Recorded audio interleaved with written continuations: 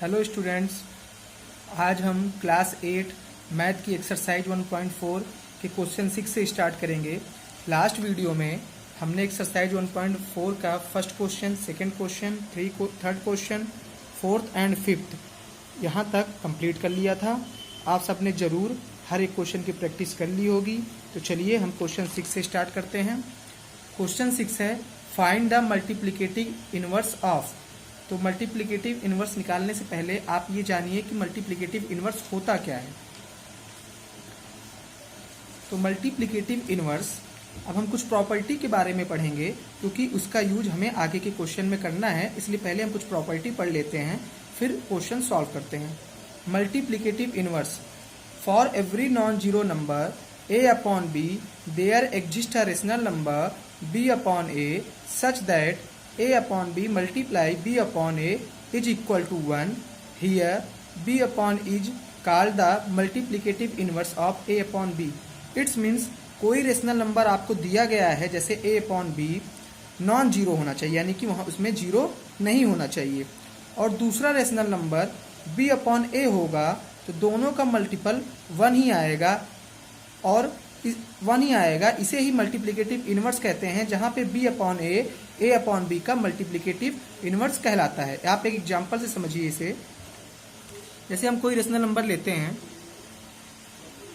कोई भी एक नंबर ले लीजिए नॉन जीरो रेशनल नंबर, जैसे 1/2। रेशनल नंबर क्या होते हैं मैंने आपको बताया ही है। 1/2 ले लिया हमने, यानी a upon b multiply b upon a यानी 2 ऊपर चला जाएगा, 1 नीचे। वैसे डिनोमिनेटर में 1 शो करने की जरूरत नहीं होती, पर मैंने राइट कर दिया। तो 2 से 2 कट हो गया, यहाँ 1 यहाँ 1, 1 1 जा 1 और 1 1 जा 1, डिनोमिनेटर में 1 लिखने की जरूरत नहीं है। तो देखिए 1 आ गया, तो 1/2 का मल्टीप्लिकेटिव इनवर्स क्या हुआ, 2/1, यानी कि 2। आप लिखेंगे 1/2 का मल्टीप्लिकेट 2 क्या हुआ, 2, यानी 2 is a multiplicative inverse of 1/2। कोई और एग्जाम्पल ले लीजिए 3/2। अब 3/2 यानी a upon b multiply b upon a यानी 2/3। 2 से कट हो गया, 3 से 3 कट हो गया, आंसर क्या आ जाएगा 1। यानी कि 3/2 का मल्टीप्लिकेटिव इनवर्स क्या हुआ, 2/3। तो यही होता है मल्टीप्लिकेटिव इनवर्स। अब हम देखते हैं next property, closure property. If a upon b and c upon d are two rational numbers, then a upon b multiply c upon d is equal to ac upon bd is always a rational number. अगर कोई दो rational number दिए गए हैं a upon b और c upon d, जैसे कोई rational number ले लीजिए आप 2/3 मल्टीप्लाई 1/2 यानी कि a upon b multiply c upon d। कोई भी दो रेशनल नंबर ले लीजिए, ये इसका मल्टीपल करिए, यानी कि a upon b multiply c upon d is equal to ac upon bd, यानी 2 1 जा 2, 3 2 जा 6। तो मल्टीप्लाई करने पे जो नंबर आएगा वो भी हमेशा एक रेशनल नंबर ही होगा। ये तो दो रेशनल नंबर थे ही, इनका मल्टीप्लाई करने पे जो भी नंबर आएगा वो भी एक रेशनल नंबर होगा। तो यही होता है क्लोजर प्रॉपर्टी। अब नेक्स्ट है commutative property. If a upon b and c upon d are two rational numbers, then a upon b multiply c upon d is equal to c upon d and a upon b। जैसे आप कोई दो rational number लीजिए, a upon b क्या ले लें हम, 3/4 ले लेते हैं, मल्टीप्लाई c अपॉन d 1/3 ले लिया हमने, या 1/4 ही ले लिया, कुछ भी ले लिया। तो a upon b multiply c upon d is equal to c upon d यानी 1/4 मल्टीप्लाई a अपॉन b यानी कि 3/4। डिजिट की प्लेस चेंज हो गई, लेकिन इनके आंसर में कोई डिफरेंस नहीं पड़ेगा। जैसे 3 1 जा 3, 4 4 जा 16, यहाँ पर 3 1 जा 3, 4 4 जा 16। तो देखिए इनके नंबर्स में कोई डिफरेंस नहीं है, सॉरी इनके आंसर में कोई डिफरेंस नहीं है। इसे ही बोलते हैं कम्यूटेटिव प्रॉपर्टी। अब नेक्स्ट प्रॉपर्टी हम देखते हैं एसोसिएटिव प्रॉपर्टी। क्या होती है, अगर 3 रेशनल नंबर दिए गए हैं a upon b, c upon d, e upon f। अगर आपको 3 रेशनल नंबर दिए गए हैं तो a upon b multiply c upon d multiply e upon f is equal to a upon b multiply c upon d multiply e upon f। यहाँ a upon b c upon d का पहले multiply कर रहे हैं, फिर e upon f का करेंगे। यहाँ पर a अपॉन b को बाहर रख रहे हैं, पहले c अपॉन d और e अपॉन f का मल्टीप्लाई कर रहे हैं, फिर अपॉन b से करेंगे। लेकिन आंसर में कोई फर्क नहीं पड़ेगा, आंसर सेम ही आएगा। जैसे हम 3 रेशनल नंबर लेते हैं, कोई a अपॉन b की जगह आप ले लीजिए 5 मल्टीप्लाई सी अपॉन डी की जगह आपने ले लिया कुछ भी ले लीजिए 3/7 मैंने ले लिया, मल्टीप्लाई ई अपॉन एफ की जगह आपने 1/3 ले लिया। अब ए अपॉन बी की जगह हमने क्या लिया था 2/5, सी अपॉन डी की जगह हमने क्या लिया था 3/7, मल्टीप्लाई ई अपॉन एफ की जगह 1/3। तो देखिए हम इसे सॉल्व करेंगे तो आंसर हमारा सेम ही आएगा, कोई नंबर कट तो हो नहीं रहा। 3 2 जा 6, 5 7 जा 35, मल्टीप्लाई 1/3, 2/5, 3 1 जा 3, 7 3 जा 21। अब आगे सॉल्व करते हैं, 6 1 जा या फिर 3 से देखिए 6 कट हो रहा है, 3 2 जा 6 यानी 2 1 जा 2/35। यहाँ पर 3 1 जा 3, 3 7 जा 21 यानी 2 1 जा 2 और 7 5 जा 35। देखिए यहाँ भी 2/35 आ गया और यहाँ भी 2/35 आ गया, यानी कि हमारे आंसर में कोई फर्क नहीं पड़ा। इसे बोलते हैं एसोसिएटिव प्रॉपर्टी। अब है मल्टीप्लिकेटिव आइडेंटिटी।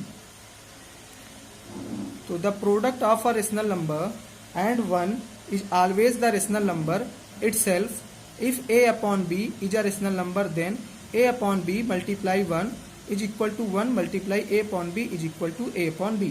यानी कि अगर कोई एक rational number a upon b दिया गया है आपको, कोई भी रेशनल नंबर हो a अपॉन b के उसमें, और अगर आप उसमें 1 से मल्टीप्लाई करते हैं या 1 में उसी सेम रेशनल नंबर को मल्टीप्लाई करते हैं, दोनों का जो प्रोडक्ट होता है वही ए रेशनल नंबर आता है। जैसे a अपॉन बी यानी आपने 2/3 में 1 से मल्टीप्लाई किया या 1 में आपने 2/3 से मल्टीप्लाई किया, आंसर आपका 2/3 आएगा, क्योंकि किसी भी नंबर को 1 से मल्टीप्लाई करने पे वही नंबर आता है या 1 में किसी भी नंबर से मल्टीप्लाई करने पे वही नंबर आएगा।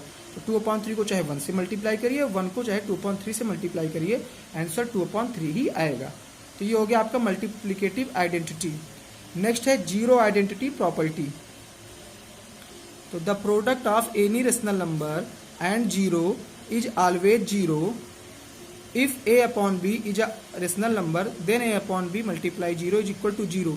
इट्स मीन्स अगर हम किसी रेशनल नंबर में 0 से मल्टीप्लाई करें तो उसका आंसर 0 ही आता है। जैसे कोई भी रेशनल नंबर ले लीजिए, आपने 9/8 ले लिया, a अपॉन b यानी 9/8 मल्टीप्लाई 0 करेंगे तो 9/8 में जब आप 0 से मल्टीप्लाई करेंगे तो आंसर आपका 0 ही आएगा। किसी भी नंबर को 0 से मल्टीप्लाई करते हैं, कोई भी नंबर a अपॉन b, यही नहीं कोई भी नंबर आप अगर 0 से मल्टीप्लाई करेंगे तो आंसर आपका 0 ही आता है। इसे बोलते हैं जीरो आइडेंटिटी या जीरो प्रॉपर्टी। तो ये आपकी कुछ प्रॉपर्टी हो गई। अब हम क्वेश्चन पे चलते हैं, क्वेश्चन नंबर 6।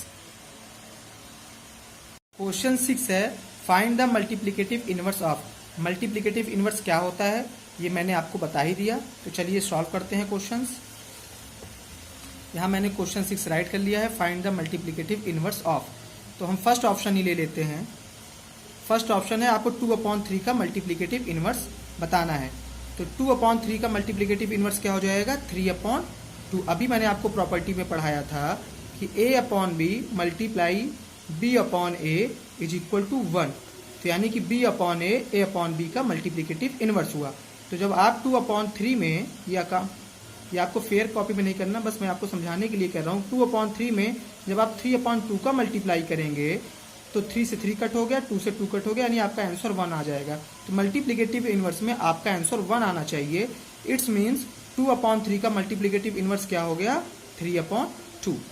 आपको बस इतना सा राइट कर देना है, आप लिख दीजिए 3/2 is the multiplicative inverse of 2/3। एक ऑप्शन और ले लेते हैं, थर्ड ऑप्शन 0/2। तो 0/2 का मल्टीप्लिकेटिव इनवर्स क्या होगा, आप आंसर लिखेंगे नो मल्टीप्लिकेटिव इनवर्स। क्यों? क्योंकि मैंने अभी आपको मल्टीप्लिकेटिव इनवर्स में की डिफिनीशन बताई थी कि नॉन जीरो रेशनल नंबर होना चाहिए, यानी a अपॉन बी जो रेशनल नंबर हो उसमें कोई नंबर आपका जीरो नहीं होना चाहिए। और वैसे भी 0/2 का जब आप इसे डिनोमिनेटर ऊपर और न्यूमरेटर नीचे जाएगा तो 2/0 हो जाएगा। और रेशनल नंबर की डिफिनीशन जो मैंने आपको बताई है वो है कि P/Q के फॉर्म में होना चाहिए, जहां पर Q is not equal to 0, यानी नीचे 0 नहीं हो सकता, नहीं तो वो रेशनल नंबर नहीं होगा। और वैसे भी multiplicative inverse non zero rational number होते हैं और यहाँ पर 0 दिया गया है, तो आप आंसर में लिख देंगे नो मल्टीप्लिकेटिव इनवर्स बस। और एक ऑप्शन आप और ले लीजिए, -16 का मल्टीप्लिकेटिव इनवर्स क्या होगा? 1/-16। क्यों? क्योंकि डिनोमिनेटर में कोई नंबर नहीं है तो 1 होता ही है, तो 1 ऊपर गया, 16 नीचे आया। जब आप -16 में 1/-16 से मल्टीप्लाई करेंगे तो -16 से -16 कट हो जाएगा, तभी तो 1 आएगा। तो इसका मतलब -16 का मल्टीप्लिकेटिव इनवर्स क्या हो गया? 1/-16। बस ये काम तो आपको, ये तो आपका रफ वर्क है, बस आपको इतना सा करना है इस क्वेश्चन में। इस क्वेश्चन के सारे ऑप्शन आप प्लीज ऐसे ही कर लीजिएगा। अब हम क्वेश्चन 7 पे चलते हैं। वेरीफाई x + y की whole power -1 is not equal to 1/x + 1/y when x is equal to 2/9 and y equal to 2/5। इस क्वेश्चन के दो ऑप्शन हैं, एक ऑप्शन मैंने राइट कर दिया है, फर्स्ट ऑप्शन मैं समझा दूंगा, तो सेकंड ऑप्शन आप खुद से ही कर लेंगे। तो चलिए स्टार्ट करते हैं। आपको ये वेरीफाई करना है कि ये इसके इक्वल नहीं है, यानी यहाँ एक्स वाई की वैल्यू पुट करिए, यहाँ पुट करिए, और दोनों एक दूसरे के इक्वल नहीं आएंगे, यानी कि दोनों के आंसर अलग अलग आएंगे। ऐसे क्वेश्चन हम LHS और RHS करके करते हैं। इट्स मीन्स पहले हम LHS सॉल्व करेंगे, फिर RHS सॉल्व करेंगे। आप दोनों साथ में मत सॉल्व करिएगा, नहीं करना चाहिए, नहीं तो वो गलत हो जाता है। या फिर जब आप बोर्ड एग्जाम में जाएंगे तो ऐसे अगर आप दोनों को साथ में सॉल्व करेंगे तो उसे गलत कट जाता है, क्योंकि आपको अभी पहले से नहीं पता है कि वो इक्वल है कि नहीं, इसलिए हम LHS RHS अलग अलग निकालते हैं, फिर बाद में शो करेंगे कि वो इक्वल है कि नहीं इक्वल है, तब हम वेरीफाई करेंगे। तो LHS है हमारा x + y की पावर -1। x की जगह क्या रखना है आपको? 2/9। y की जगह रखना है 2/5 की पावर -1। 9 और 5 का एलसीएम हो जाएगा 45, आप निकाल कर देख लीजिएगा, 45 भी आएगा। 9 5 जा 45, 5 2 जा 10, 5 9 जा 45, 9 2 जा 18 की पावर -1। 18 10 ऐड करेंगे तो आ जाएगा 28/45 की पावर -1। अब चूंकि पावर निगेटिव में हमें इसे पॉजिटिव में बनाना है, तो पॉजिटिव बनाने के लिए डिनोमिनेटर न्यूमरेटर की तरफ चला जाएगा, न्यूमरेटर डिनोमिनेटर की तरफ चला जाएगा, तो पावर हमारा पॉजिटिव हो जाएगा, यानी 45/28 की पावर 1। पावर 1 मीन्स यानी कि 45/28। तो LHS पावर 1, अब पॉजिटिव की पावर 1 राइट करने की जरूरत नहीं है आपको, तो इट मीन्स LHS आपका आ गया 45/28। अब हम RHS निकालते हैं, यहीं पर निकाल देते हैं, एक लाइन खींचकर मैं यहीं निकाल दे रहा हूं। अब RHS आपका अलग आना चाहिए, तभी आप प्रूव कर सकते हैं कि दोनों इक्वल नहीं है। 1/x की जगह आपने रखा 2/9 प्लस y की जगह 1/y की जगह आप रखेंगे 2/5, तो 9 न्यूमरेटर की तरफ पहुंच जाएगा, यानी यहाँ आ जाएगा, तो 9 1 जा 9/2, 5 ऊपर पहुंच गया तो 5 1 जा 5/2, 2 2 का एलसीएम 2 होगा, 2 1 जा 2 यानी 1 9 जा 9, 2 1 जा 2 यानी 1 5 जा 5, 9 5 14/2। तो देखिए LHS आपका 45/28 है, RHS आपका 14/2 है, यानी कि LHS is not equal to RHS। आपने वेरीफाई कर दिया, लिख दीजिए हेंस प्रूव्ड या वेरीफाई दैट। बस ऐसा करना था। सेकंड ऑप्शन आप ऐसे ही कर लीजिएगा। हम क्वेश्चन 8 करते हैं।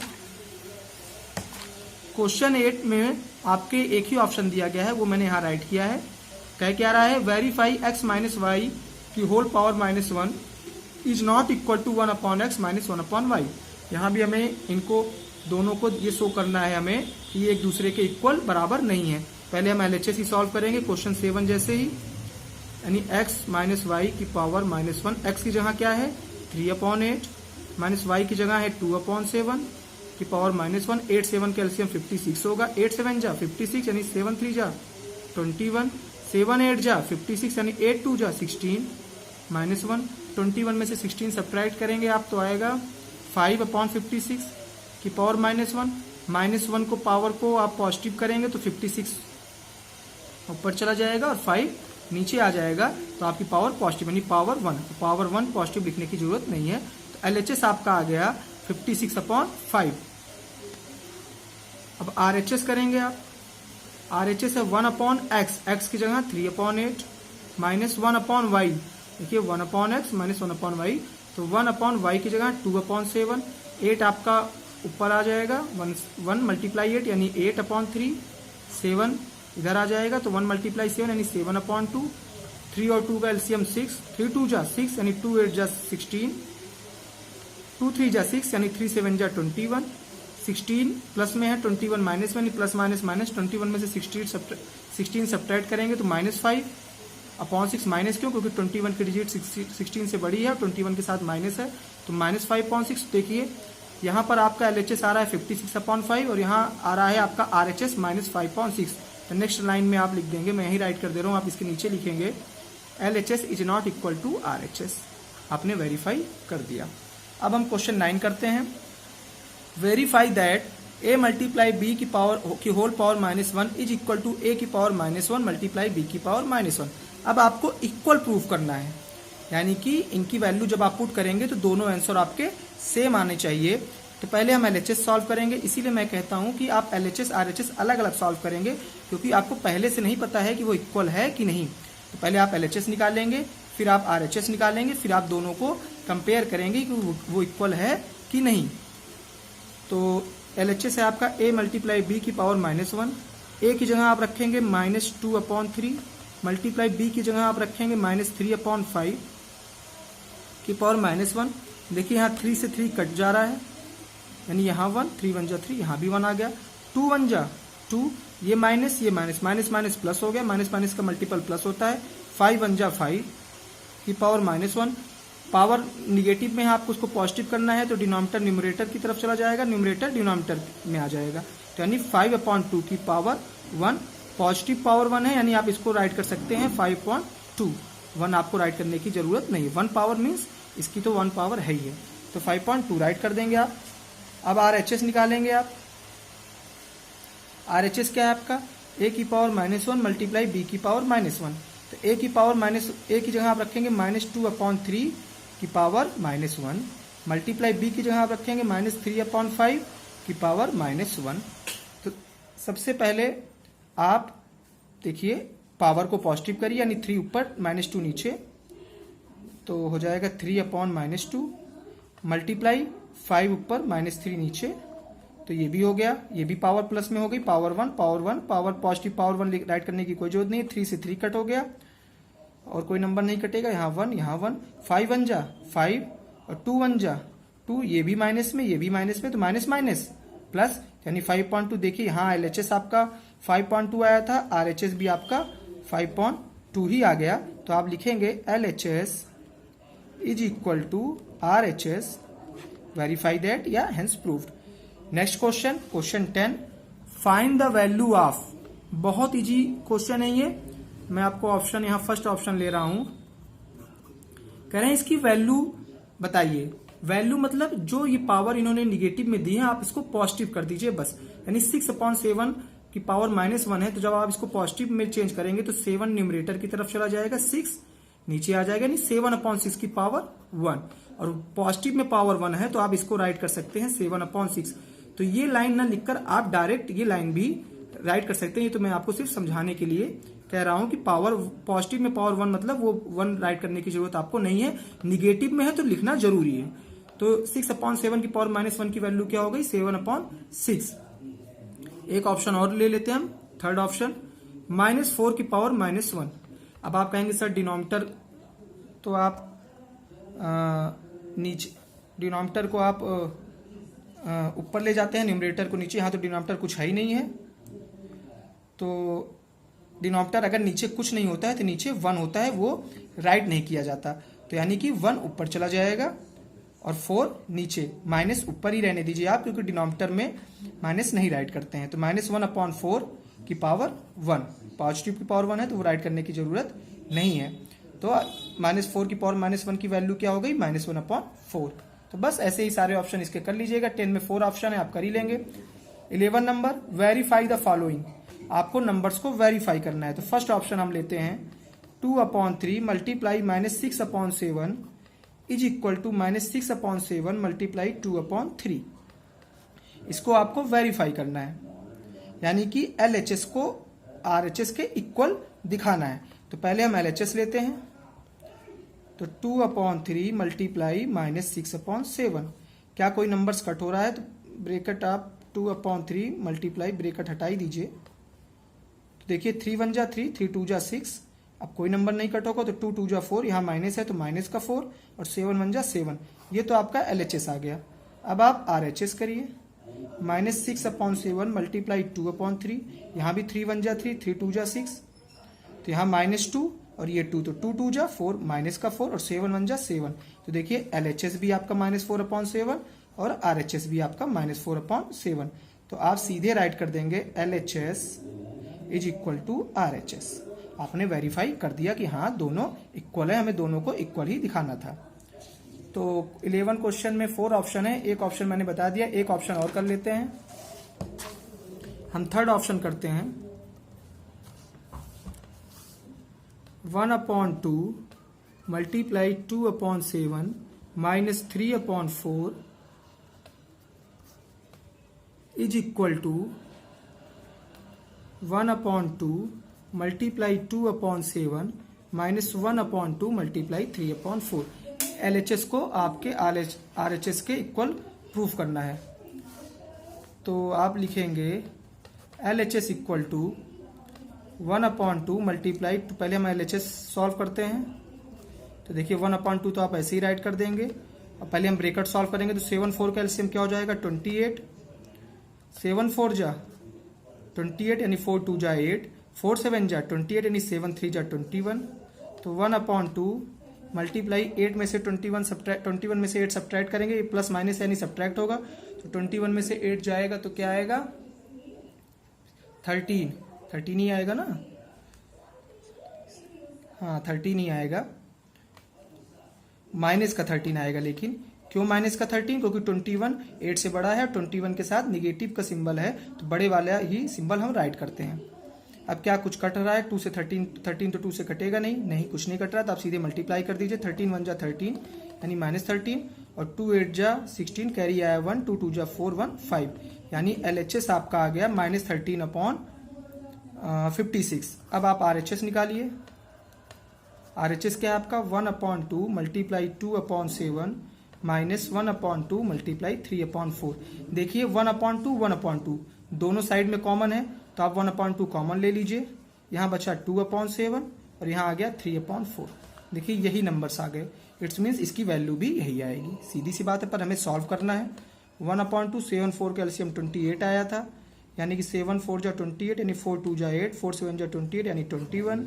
1/2 वही सेम प्रोसेस, -38/13/28 यानी कि -13/56। तो देखिए LHS is equal to RHS हो गया। आपको बस इतना राइट कर देना है कि LHS is equal to RHS, बस। तो क्वेश्चन 10 11 के मैंने सारे ही ऑप्शन बता दिए। एक सारे नहीं, सॉरी 4 ऑप्शन है, तो 2 तो मैंने बता ही दिए। एक हम लास्ट ऑप्शन भी देखिए 5/-18 is equal to -18/5 is equal to आपको 1 लाना है। ये तो बहुत ही सिंपल है, ये मल्टीप्लाई है, सॉरी, तो ये तो 1 आ ही गया आपका। 18 से 18 कट हो गया, 5 से 5 कट हो गया, माइनस से माइनस कट हो गया, तो सारे कट हो गए, तो यानी 1 इक्वल टू 1 यानी LHS इक्वल टू RHS। ये तो आपने डायरेक्ट ही प्रूफ कर दिया, सिंपल सा। तो बस 11 के ऐसे सारे ऑप्शन आप कर लीजिएगा। अब हम आते हैं क्वेश्चन नंबर 12 पे। 12 क्वेश्चन कह रहा है name the property of multiplication associated with the following. In questions को आपको सॉल्व नहीं करना है, इनकी आपको प्रॉपर्टी लिखनी है कि ये किस प्रॉपर्टी का क्वेश्चन है। मैंने अभी आपको सारी प्रॉपर्टी बताई थी, closure property, commutative property, associative property, multiplicative identity, zero identity या जीरो प्रॉपर्टी। तो इस क्वेश्चन में आपको यही प्रॉपर्टी ही पहचाननी है और उस प्रॉपर्टी का नाम लिख देना है। तो देखिए ये कौन सी प्रॉपर्टी है, आपने अभी पढ़ा था एक प्रॉपर्टी मैंने बताई थी कम्यूटेटिव प्रॉपर्टी। कम्यूटेटिव प्रॉपर्टी क्या होती है, A/B multiply C/D is equal to C/D multiply A/B। तो अगर नंबर्स वही हैं जो दिए गए हैं, बस उनकी पोजीशन चेंज हो तो आंसर कोई फर्क नहीं पड़ता। ये मैंने आपको करके दिखाया था। तो इट्स मीन्स ये देखिए A/B C/D, फिर इन्होंने equal to C/D multiply A/B, number वही है, बस पोजीशन चेंज कर दिया थी। कौन सी प्रॉपर्टी हो गई, ये कम्यूटेटिव प्रॉपर्टी हो गई। तो पहला ऑप्शन आपका क्या है, किस प्रॉपर्टी का क्वेश्चन है, ये कम्यूटेटिव प्रॉपर्टी का। तो बस आपको उस प्रॉपर्टी का नाम राइट कर देना है बस, और कुछ नहीं करना। सेकेंड हम देखते हैं, बताइए ये किस में है, किस प्रॉपर्टी का क्वेश्चन है। मैंने आपको प्रॉपर्टी पढ़ाई थी एसोसिएटिव प्रॉपर्टी। यहां पर देखिए A/B multiply C upon D multiply E upon F is equal to A upon B multiply C upon D multiply E upon F, ये होती है एसोसिएटिव प्रॉपर्टी। सेम ऐसा ही क्वेश्चन है, A upon B multiply C upon D multiply E upon F is equal to, sorry हाँ वही है, A upon B multiply C upon D multiply E upon F. देखिए थोड़ा सा चेंज है लेकिन है वही। देखिए यहां पर ए अपॉन बी, इस क्वेश्चन में देखिए ए अपॉन बी को उन्होंने पहले बाहर रखा है, फिर सी अपॉन डी और ई अपॉन एफ को मल्टीप्लाई किया है। यहां पर ई अपॉन, देखिए इसमें A upon B multiply C upon D E upon F को इन्होंने इस साइड दे दिया है और A upon B multiply C upon D E upon F को यहां रख दिया है। बस प्रॉपर्टी सेम है, बस इसे इन्होंने इस साइड राइट कर दिया है, ये वाली इक्वेशन को, और इस वाली इक्वेशन को इस साइड राइट कर दिया है। तो दोनों एक दूसरे के इक्वल होंगी एसोसिएटिव प्रॉपर्टी की वजह से। तो ये कौन सी प्रॉपर्टी का क्वेश्चन है? एसोसिएटिव प्रॉपर्टी का। तो आपको प्रॉपर्टी का नेम सिर्फ राइट कर देना है, एसोसिएटिव प्रॉपर्टी। नेक्स्ट क्वेश्चन देखते हैं, ये किस प्रॉपर्टी का है। देखिए A upon B multiply C upon D plus E upon F is equal to A upon B multiply C upon D plus A upon B multiply E upon F. ये भी associative property का question है। क्यों? क्योंकि देखिए जब आप ये ब्रैकेट ओपन करेंगे तो 7/4 का पहले आप -8/3 में मल्टीप्लाई करेंगे, फिर आप प्लस लगाएंगे, फिर 7/4 का आप मल्टीप्लाई -13/2 में करेंगे। अगर इसको आप ब्रेक करते हैं तो इट्स मीन्स आंसर में कोई डिफरेंस नहीं होगा, ब्रेक करने पे यही आएगा, तो आंसर भी सेम आएगा। तो 3 रेशनल नंबर हैं, तीनों रेशनल नंबर को फिर हमने ब्रैकेट ओपन करने पे फिर ए अपॉन बी का पहले सी अपॉन डी में प्लस फिर ए अपॉन बी का हमने ई अपॉन एफ में मल्टीप्लाई किया। तो ये 3 रेशनल नंबर हैं, इट्स मीन्स ये भी एसोसिएटिव प्रॉपर्टी का ही क्वेश्चन है। तो आप यहाँ राइट कर देंगे एसोसिएटिव प्रॉपर्टी, क्योंकि आंसर दोनों के सेम ही आएंगे। तो ये भी एसोसिएटिव प्रॉपर्टी का क्वेश्चन है। अब नेक्स्ट देखते हैं हम क्वेश्चन, वो किस प्रॉपर्टी का है। अब है देखिए -13/15 मल्टीप्लाई 15/-13 यानी कि A upon B multiply B upon A is equal to B upon A multiply A upon B is equal to 1। तो अगर आप देखिए मल्टीप्लिकेटिव इनवर्स का क्वेश्चन है कि ए अपॉन बी है और दूसरा रेशनल नंबर अगर बी अपॉन ए हो, यानी कि 13 से 13 आप कट करेंगे तो 1 आएगा, 15 से 15 आप कट करेंगे तो 1 ही आएगा, 15 से 15 यहाँ कट करेंगे तो 1 ही आएगा, 13 से 13 आप कट करेंगे तो 1 आएगा। तो ये मल्टीप्लिकेटिव इनवर्स में हमारा आंसर 1 आता है, आपने अभी पिछले क्वेश्चन में देखा ही था। तो ये हमारा मल्टीप्लिकेटिव इनवर्स का की प्रॉपर्टी हो गई। मल्टीप्लिकेटिव इनवर्स का क्वेश्चन है ये, तो आप लिख दीजिए मल्टीप्लिकेटिव इनवर्स। आपने मल्टीप्लिकेटिव इनवर्स के बारे में यहाँ पढ़ा भी था। देखिए A upon B multiply B upon A is equal to 1। तो यानी मल्टीप्लिकेटिव इनवर्स में आंसर हमारा 1 आना चाहिए। ऐसे नंबर हों जिनको कट करने पे आंसर 1 आ जाए। तो ये हो, तो मल्टीप्लिकेटिव इनवर्स का क्वेश्चन हो गया। अब है आपका -9/4 मल्टीप्लाई 0। तो आप ये क्वेश्चन है आपका जीरो प्रॉपर्टी का। क्यों? क्योंकि जीरो प्रॉपर्टी में आपने पढ़ा था कि किसी भी रेशनल नंबर को 0 से मल्टीप्लाई करने पे 0 ही आता है, तो वो जीरो आइडेंटिटी या जीरो प्रॉपर्टी कहलाती है। तो आपको इसको लिख देना है जीरो प्रॉपर्टी या जीरो आइडेंटिटी। बस ये जीरो आइडेंटिटी का क्वेश्चन है। Next last -17/9 multiply 1 is equal to 1/-17/9 is equal to -17/9। तो ये मल्टीप्लिकेटिव आइडेंटिटी प्रॉपर्टी है। आपने पढ़ा था कि किसी भी रेशनल नंबर में अगर 1 से मल्टीप्लाई करें या 1 में किसी रेशनल नंबर से मल्टीप्लाई करें तो आंसर वही सेम रेशनल नंबर ही आता है। तो -17/9 में आप अगर 1 से मल्टीप्लाई करेंगे तो -17/9 ही आएगा, और 1 में -17/9 से मल्टीप्लाई करेंगे तब भी -17/9 ही आएगा। तो आंसर वही आना है। तो ये है मल्टीप्लिकेटिव आइडेंटिटी प्रॉपर्टी का क्वेश्चन है ये।